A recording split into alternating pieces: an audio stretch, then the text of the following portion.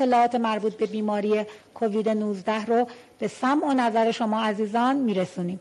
تعداد بیماران شناسایی شده طی 24 ساعت گذشته بر اساس معیارهای تشخیص قطعی 2619 نفر گزارش شدند که از این تعداد 1382 نفر در مراکز درمانی بستری شدند. در حال حاضر تعداد موارد بستری در بخش ویژه مراکز درمانی 3798 نفر هستند که براشون آرزوی سلامتی و بهبودی داریم. ضمن ابراز همدردی با خانواده های داغ دیده، متاسفانه طی 24 ساعت گذشته 156 نفر از عزیزان هموطنمون رو در اثر ابتلا به بیماری کووید 19 از دست دادیم که با احتساب این مجموع جانباختگان تا به امروز به 23313 نفر رسیدند.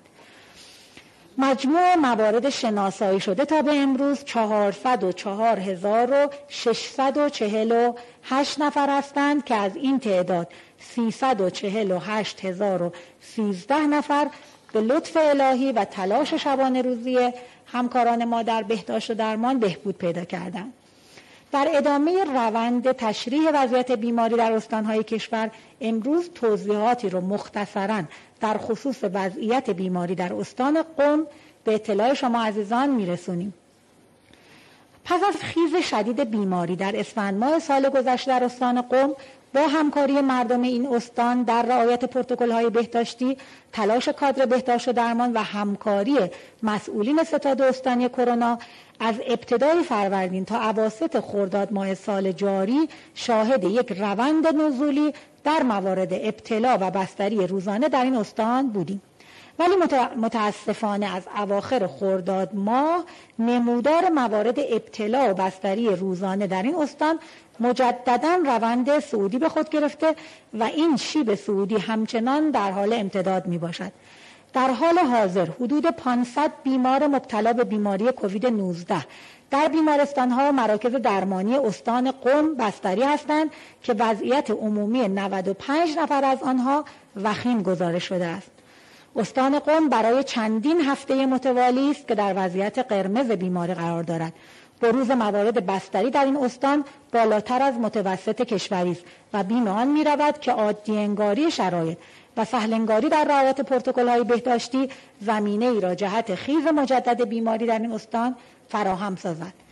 از زمان شیوع بیماری بیش از 156,000 بازدید از اماکن عمومی و واحدهای صنفی و صنعتی استان قم صورت پذیرفته است که برای بیش از 27,000 مورد از اماکن مذکور به دلیل سهل انگاری در رعایت پروتکل‌های بهداشتی اخطار صادر شده است و تعداد 197 واحد متخلف پلم شده‌اند.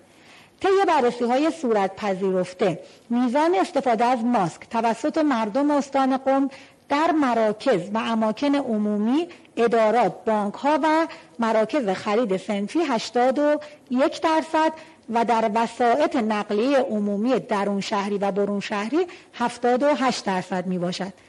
همچنین میزان استفاده از ماسک توسط کارمندان ادارات و بانک‌های استان 96% و میزان استفاده توسط متصدیان و شاغلین واحدهای صنفی 75 و واحدهای صنعتی 92% گزارش شده است. بالاترین میزان رعایت پروتکل‌های بهداشتی در هفته سوم شهریور ماه در استان قم در بانک‌ها و کمترین میزان رعایت در اماکن ورزشی و واحدهای بستنی فروشی گزارش شده است.